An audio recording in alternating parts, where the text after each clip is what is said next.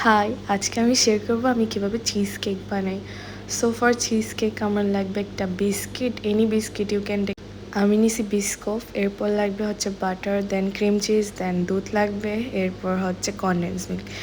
এরপরে আমি বিস্কিটগুলো একটু পাউডার করে নিই, ব্লেন্ডারেই করছি।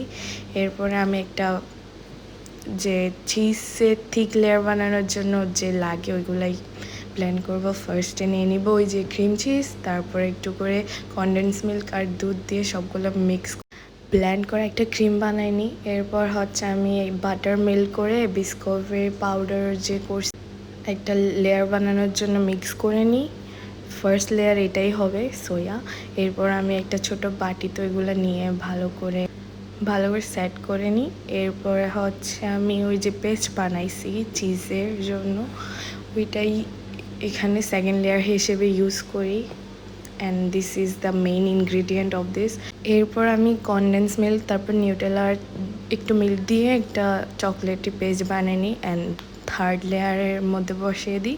পরে আমি কতগুলা বিস্কুটের পাউডার লাগছিলাম এগুলো উপরে গার্নিশের জন্য রাখি সোয়া। এরপর আমার কিছু চকলেট ছিল ওইগুলোও উপরে দিয়ে দিই অ্যান্ড ফ্রিজে রেখে দিই অনেকক্ষণের জন্য। পরে যখন সেট হয় তারপরে নিয়ে and this is the final look of it. ফ্রিজে রাখার পর এটা সেট হয়ে যায় অ্যান্ড খেতেও ভালো লাগে সোয়া। Thank you for watching, bye guys.